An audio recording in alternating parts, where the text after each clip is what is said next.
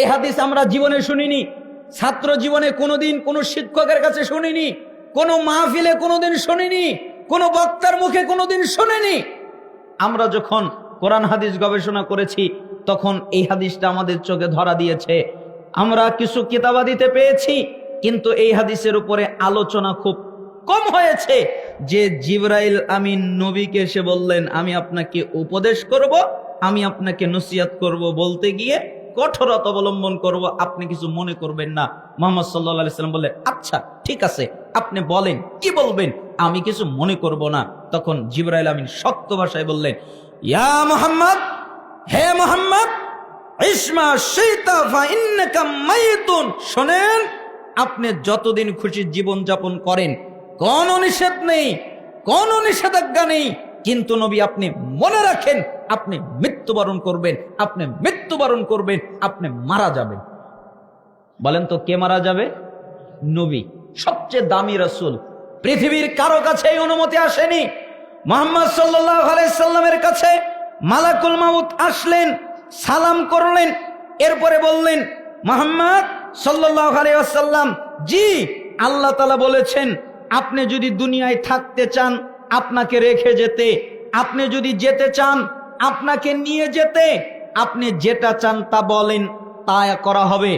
মালাকুল মাউত কথা বললেন, জিবরাইল আমিন আসলেন, সালাম করলেন, আল্লাহর নবী, জি আল্লাহ তাআলা বলেছেন আপনি যদি দুনিয়ায় থাকতে চান আপনাকে দুনিয়ায় রেখে যেতে, আপনি যদি যেতে চান আপনাকে নিয়ে যেতে, তবে আল্লাহ আপনার জন্য অপেক্ষমান, আপনার জন্য অপেক্ষা করছে, আপনি থাকতেও পারেন যেতেও পারেন। মুহাম্মদ সাল্লাল্লাহু আলাইহি ওয়াসাল্লাম বলেন আচ্ছা ঠিক আছে, আমি আল্লাহর কাছে চলে যাব, আমি দুনিয়ায় থাকবো না। যার থাকার অনুমতি ছিল তিনি দুনিয়ায় থাকতে পারেনি, অতএব পৃথিবীর কারো পক্ষে সম্ভব নয় দুনিয়ায় চিরস্থায়ীভাবে টিকে থাকা, ঠিক না? তাহলে আপনার ক্ষমতা কিসের? আপনার দাপট কিসের?